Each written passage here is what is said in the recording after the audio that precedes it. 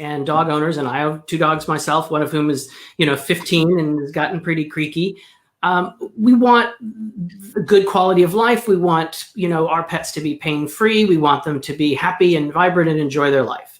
And we're really driven to do that. And it's hard to sit and watch them change over time. It's hard to sit and watch arthritis take away some of the activities that they enjoy in their life.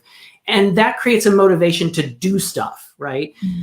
But there's a downside to that, which is that sometimes if you leap in and do stuff and it doesn't really work, or it does more harm than good, then you're not achieving your goals. And so we have to think carefully about, what can we do and how do we know if it works or not? And that starts with understanding what arthritis is, understanding what we call pathophysiology, all the little mechanics and biology and chemistry that go into making a joint arthritic and painful, and the inflammation and all of the things that happen there, because that gives us a better understanding of how we could manipulate that system and make it work better and make it more comfortable.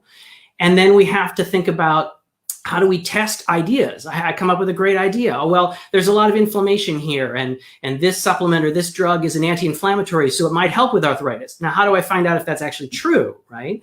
And, it starts with what we call preclinical research, doing test tube stuff and maybe stuff with animals in the lab to see if it actually works. And people are often shocked to find out how often good ideas don't actually work in the real world. Right? Most of the ideas they come up with for medicines, for pharmaceuticals, never make it to market. People spend 10 years studying it and realize it actually doesn't work because nature is complicated, way more complicated than we are.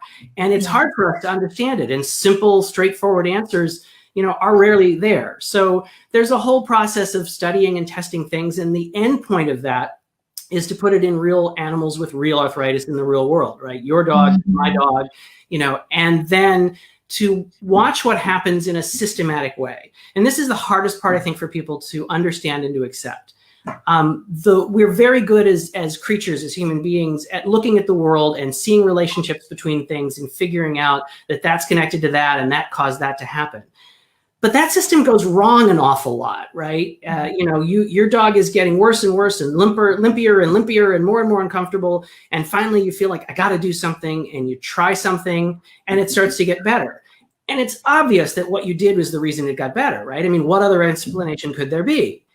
Except that, again, life is complicated. There's lots of things happening in your dog's life and in their body and in their physiology. You're probably trying more than one thing at a time. You're behaving differently. You're walking them differently. All these things happen.